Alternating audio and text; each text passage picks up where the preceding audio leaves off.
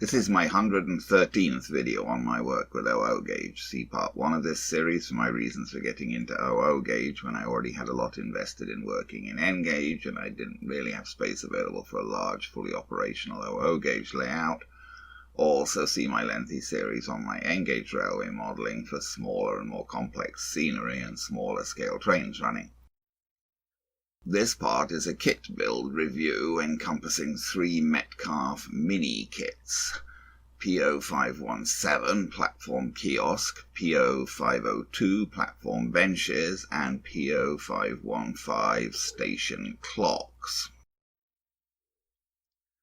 I picked up all of these items from British model trains in Cambridge, Ontario, Canada, just up the road from where I live.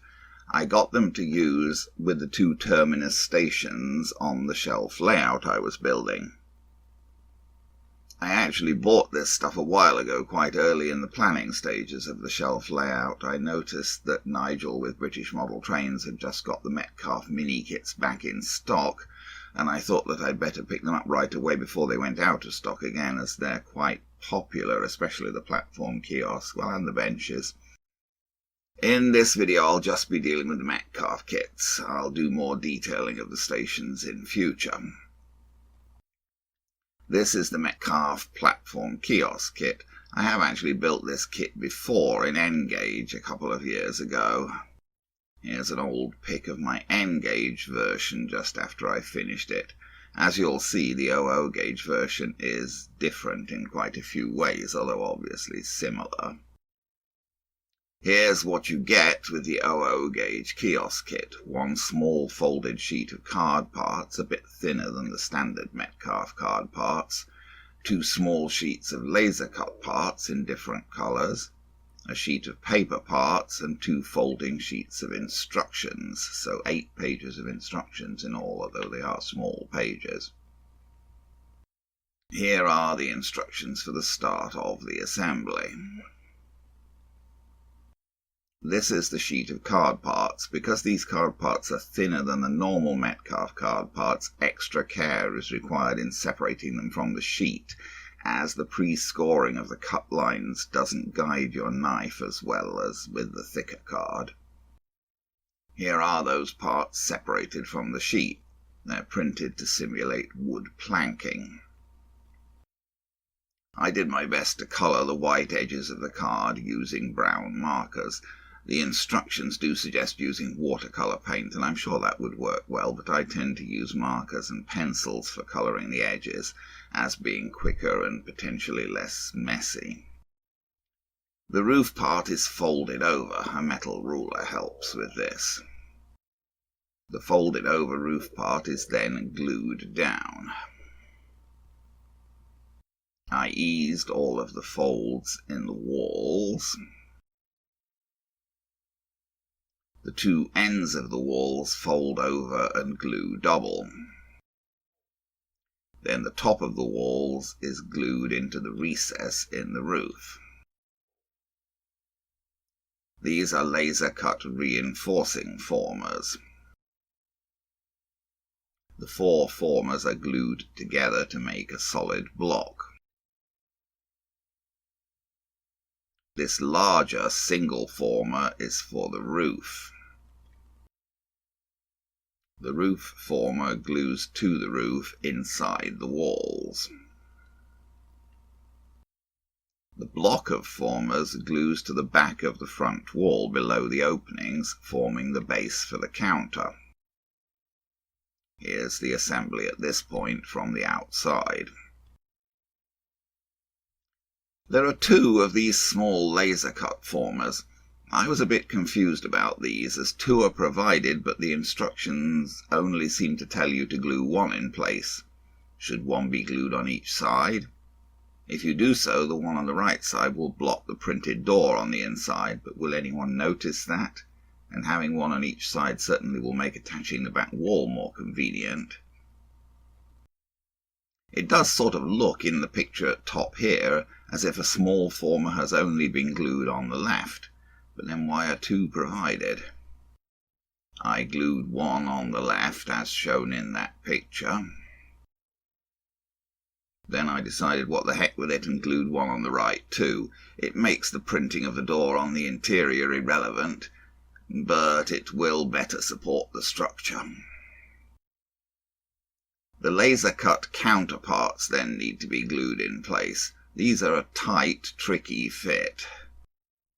First, the inside counter is glued over the former block with its projections lined up with the bars of the front wall. This part barely fitted between the walls and needed to be forced into place. Then the outside counter is fitted, also a tight fit, with its recesses fitted around the bars in the front wall so that it joins up with the inside counter. If you push them well into place, the parts join up quite well, although the join line is always going to be visible. The back wall part is folded and glued double. I tried its fit in place, but I didn't glue it at this point. You can see here what I mean about the back wall fitting more readily if you have small formers on both sides. Here is the sheet of printed paper parts. You get a couple of different options for the back wall display and several different options for the kiosk name. You also get two side wall displays. I glued one of these on the left side of the kiosk as instructed. Since I'd already covered half of the interior printing of the door with a former, I went ahead and glued the other side wall display on the right.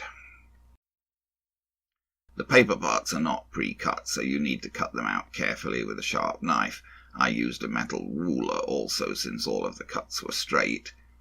I cut out the back wall display showing newspapers.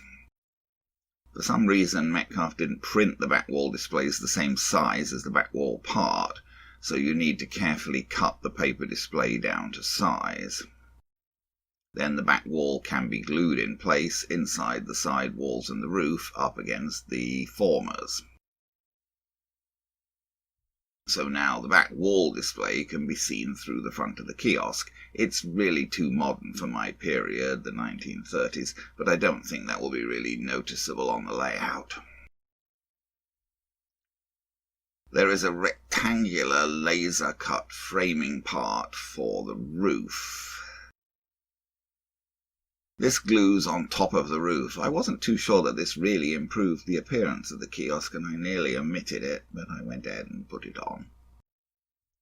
There is a paper display part for under the counter and a laser-cut framing part to go in front of that. The paper part is glued to the back of the frame with the posters showing through. Then that whole display is glued underneath the outside of the counter. Just a couple more parts now. There are little support pillars that glue in the front corners. I wasn't clear what the instructions meant about folding these. I think they just mean to put them in at an angle. There are two of these. They come out of the laser cut sheet almost looking like a single part, and I thought that might be what the instructions meant about folding, but it can't be, as there must be two pillars, one for each corner. I checked the picture on the package, as I was a bit confused about these pillars. The picture clearly shows one at each corner sticking out at an angle. So I went ahead and glued them in place, trying to get them like that picture. It was quite fiddly to get them to stay glued in the corner at the right angle. These are the final parts, a couple of frames for posters and a sort of stand for displaying things, unlike the N-gauge version, which has separate freestanding folded poster displays. Here are the instructions for those parts. The display stand folds around and the sides are glued in place. Then a paper display is glued to the front of it. I glued this whole display in place at one end of the counter. I went with the W.H. Smith name for my first kiosk. This would be quite appropriate for my period, as W.H. Smith had kiosks on railway platforms from right back in the 19th century. So did Menzies, but I believe Menzies kiosks were only in Scotland. I didn't care for any of the posters that came with the kit, as they were all too modern for my period.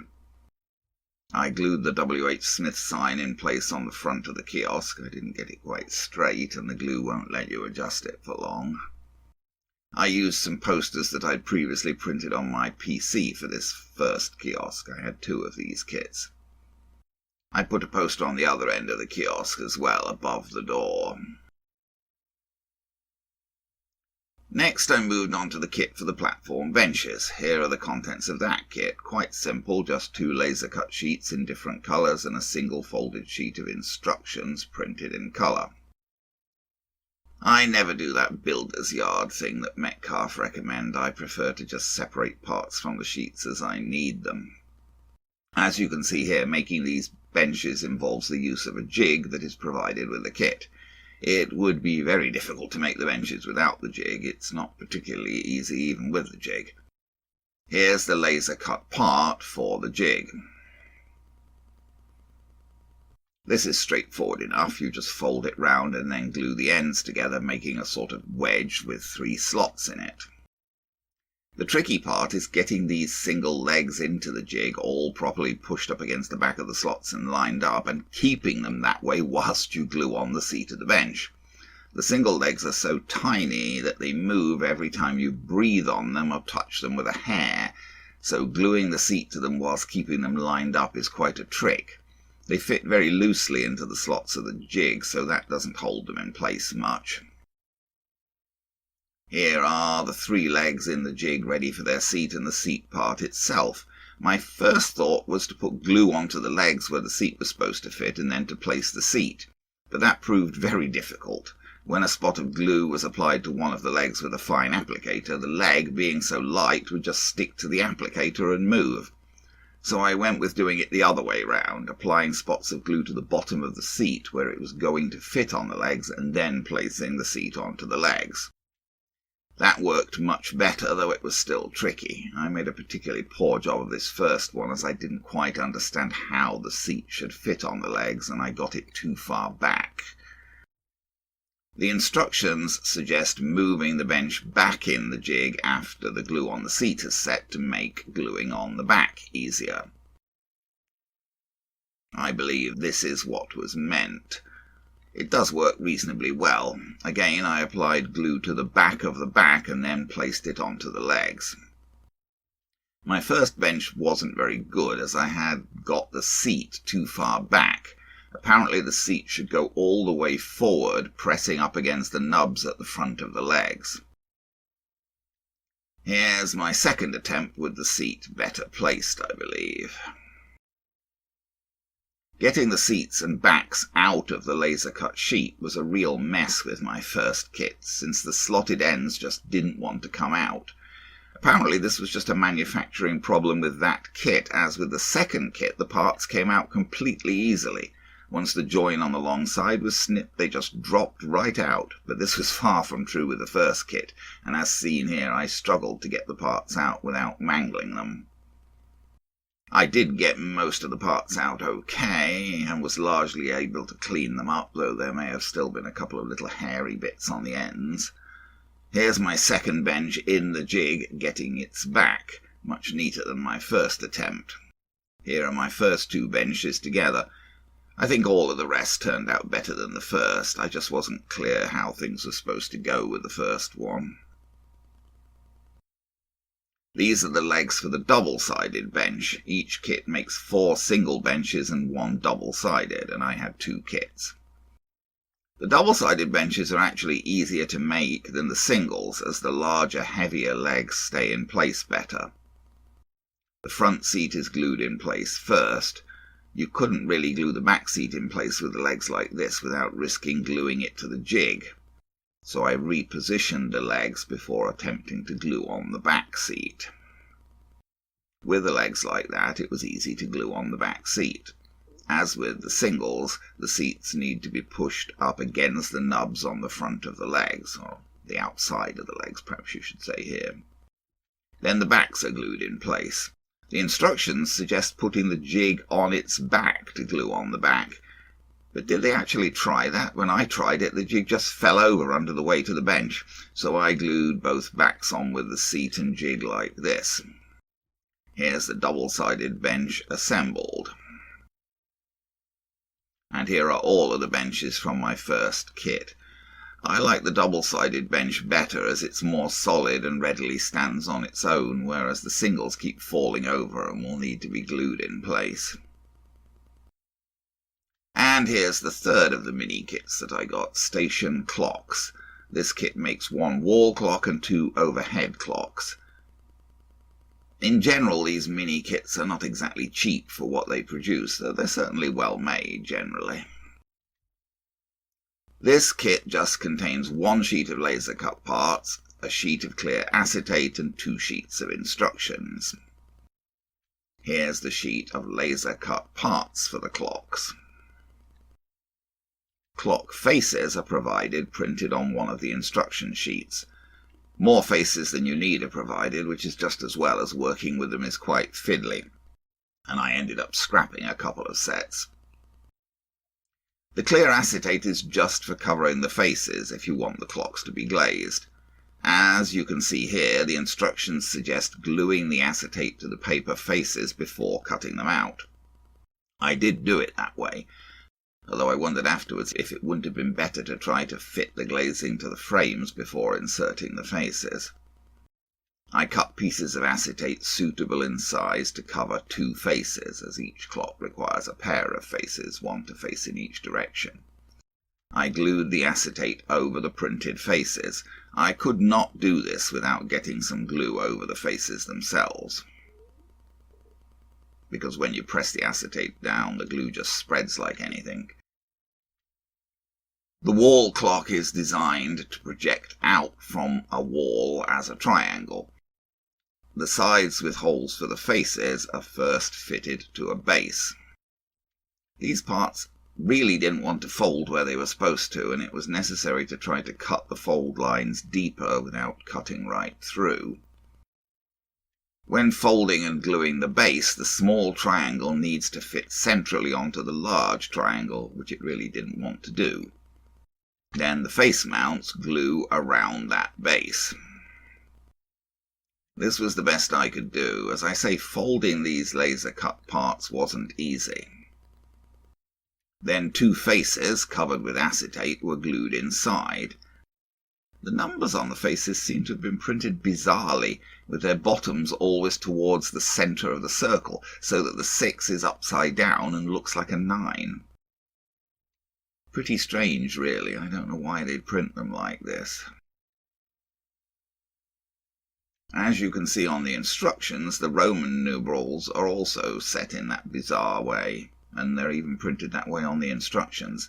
These instructions show how the top and frame of the wall clock go on. Again, it was a struggle to make these parts fold at all neatly.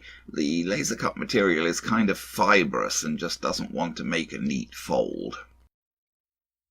As with the base, the small triangle of the top needs to be centered on the large triangle. Then the top glues on with the small triangle fitted inside the face supports. Then the frame glues around the outside. Then there is another piece to glue on top and a little bracket to go on the bottom. This is the extra piece for the top. It glues on, projecting evenly on each side if you can manage that. These are the 2 small parts for the bottom bracket. One part fits into the other at a right angle. I did this on a piece of scrap foam to avoid getting glue on my cutting mat. This makes a little 3-armed bracket. Then that bracket glues onto the bottom of the clock. Once the bracket has been glued on, the clock cannot be stood up, but then it's supposed to mount on a wall, of course, not to stand up. These are the parts for one of the overhead clocks. There is a middle part that is sandwiched between 2 outer parts. First, one side is glued to the middle. Then 2 faces, folded back to back, are fitted into the middle, and the second side is glued on. It's rather fiddly trying to line things up evenly. Here are the 3 clocks that kit makes, finished as best as I could do them. They all have faces with the numbers printed in that bizarre way so that the 6 comes out upside down. So here is everything from one of each kit. Here I've added the benches from my second kit, with which I think I made a better job. The more you do, the better you get at it, and the parts from the second kit came out of the sheet much more easily. Here are the posters that I made for my second kiosk. The one on the left came with a Wills kit, and the one on the right is from a tiny signs set. And here are all of my finished items from the 5 kits, 2 kiosks, 2 sets of benches, and 1 set of clocks. I also had this Hornby Scaledale platform kiosk, which I picked up locally. It came packed in a bag inside a block of foam, so certainly well protected. The Made in China label was stuck in the inside in a position that was very visible, which I thought was rather nasty. It wasn't at all easy to remove that label either, it just didn't want to come off. I scraped and swabbed with mineral spirits to get the Made in China label off, and I ended up damaging the paint a bit. The Scaledale kiosk seems very small next to the Metcalfe kiosks, but then its counter is actually much higher from the ground, so I'm a bit dubious about that Scaledale kiosk. I took all of the items up to the layout on a tray. But then I ended up going back down to the bench to fix the clocks. Since the Hornby Station building already had a clock sticking out from its wall, I figured that I'd put the Metcalfe wall clock onto the Super Quick Station building in the other station. There was already a clock printed on the central wall, but it seemed to me that the best place for the Metcalfe clock would be over that pre-printed clock. So I stuck the Metcalfe clock on there. I'm not entirely sure how appropriate it looks. I stuck the overhead clocks into the centre of the frames of the platform roofs, one for each station. This is the other one, done the same way. Here's the wall clock on the Superquick building back in place in its station. Here's a bit of a wider view of the end of that station. Here's the overhead clock at the end of that station. Probably I should cut the pins off the bottoms of the pillars for those roofs. They can't be fitted into the holes in the platforms because the platforms have to be too close together to fit with the Superquick station. Here's the overhead clock on the Hornby station. I put the overhead clocks at the ends of the station, basically because you can see them there. If I put them underneath in the middle, you'd hardly ever see them. Here's one of the kiosks on the Hornby station. Well, you can also just see the Scaledale kiosk at the back. And there's one of the double-sided benches next to it. I put the double-sided benches on the platform that has tracks on both sides. Single benches on the Hornby station at the back, on the platform that only has tracks on one side. You can see the clock on the building of the Hornby station at left. That's not a Metcalfe item, it came with the Hornby building. Here's the Scaledale kiosk on that station, together with a single bench and the overhead clock at the end.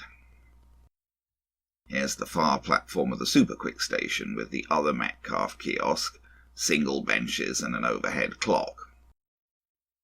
I put single benches on both platforms of that station. The kiosk looks quite nice from the right angle, even if it is out of focus here, but sometimes soft focus is kind to things. Single benches are spaced along the platforms, and the wall clock is on the main station building at the end. So there we are, 3 different Metcalfe Mini Kits used to add to the stations on my shelf layout. Of course, figures, people, and more details will be coming to these stations subsequently.